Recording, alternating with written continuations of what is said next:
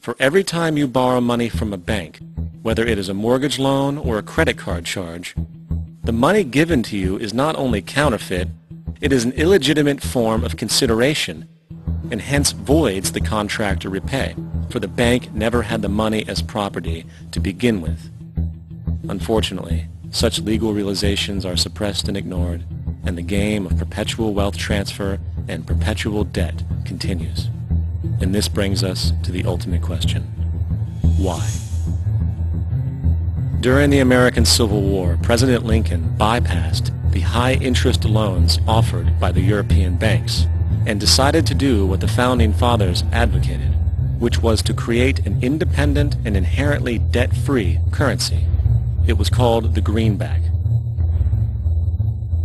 Shortly after this measure was taken, an internal document circulated between private British and American banking interests stated, "Slavery is but the owning of labor and carries with it the care of laborers, while the European plan is that capital shall control labor by controlling wages.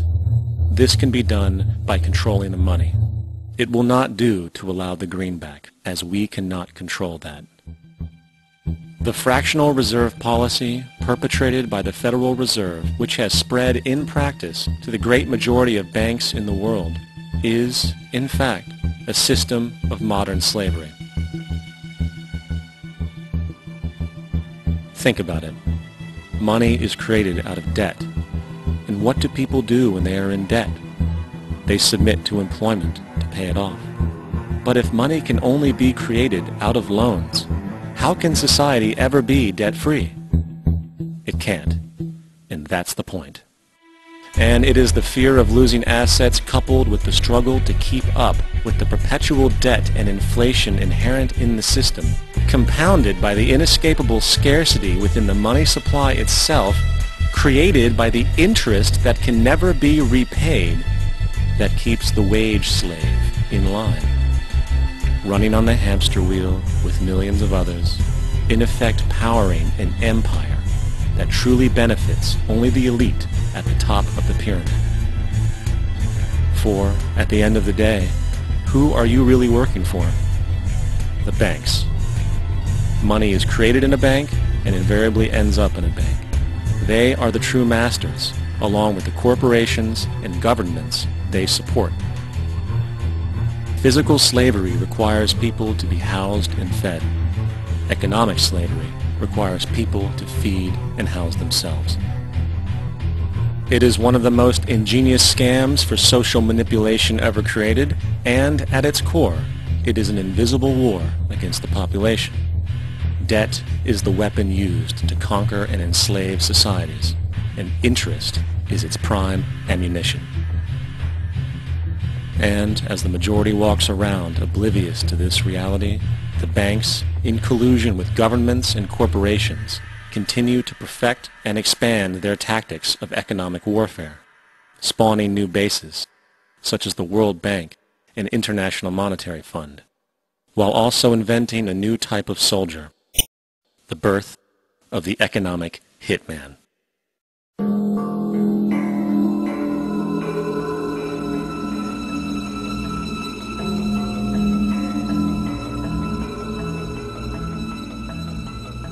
We economic hitmen really have been the ones responsible for creating this first truly global empire. And we work many different ways.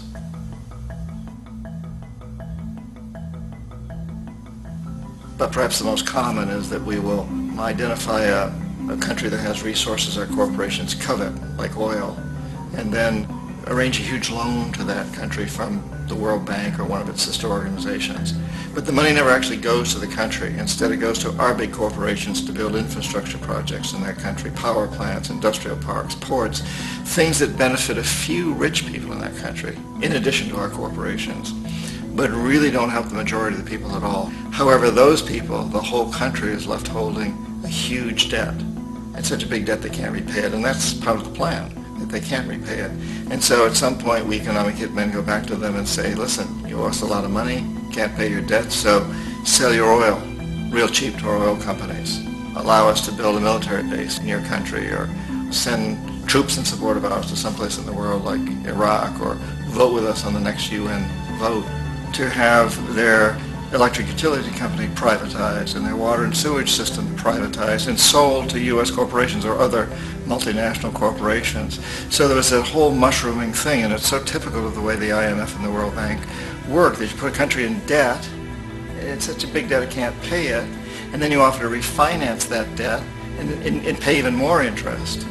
And you demand this quid pro quo, which you call a conditionality or good governance, which means basically that they've got to sell off their resources, including many of their social services, their utility companies, their school systems sometimes, their penal systems, their insurance systems, to foreign corporations. So it's a double, triple, quadruple whammy. The precedent for economic hitmen really began back in the early 50s when democratically elected Mossadegh, who was elected in Iran, he was considered to be the hope for democracy in the Middle East and around the world. He was Time Magazine's Man of the Year. But one of the things that he'd run on and began to implement was the idea that foreign oil companies needed to pay the Iranian people a lot more for the oil that they were taking out of Iran. The Iranian people should benefit from their own oil. Strange policy. We didn't like that, of course.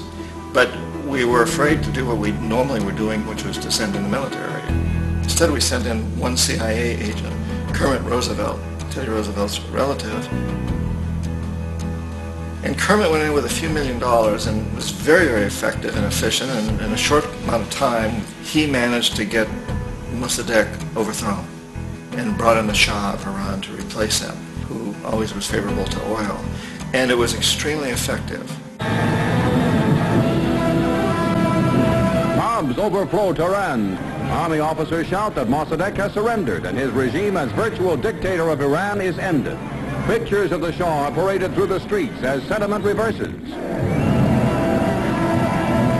The Shah is welcomed home. So back here in the United States, in Washington, people looked around and said, wow, that was easy and cheap. So this established a whole new way of manipulating countries, of creating empire. The only problem with Roosevelt was that he was a card-carrying CIA agent, and had he been caught, the ramifications could have been pretty serious.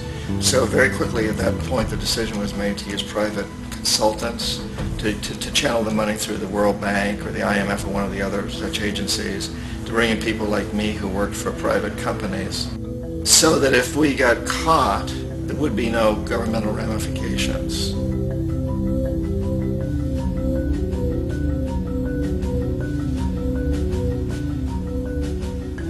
When Arbenz became president of Guatemala, the country was very much under the thumbs of United Fruit Company, the big international corporations. And Arbenz ran on this ticket that says, you know, we want to get the land back to the people.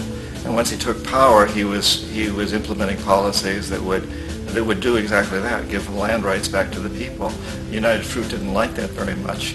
And so they hired a public relations firm, launched a huge campaign in the United States to convince the United States people, the citizens of the United States, and the press of the United States, and the Congress of the United States, that Arbenz was a Soviet puppet, and that if we allowed him to stay in power, the Soviets would have a foothold in this hemisphere. And that at that point in time was a huge fear on everybody's mind, the Red Terror, the Communist terror.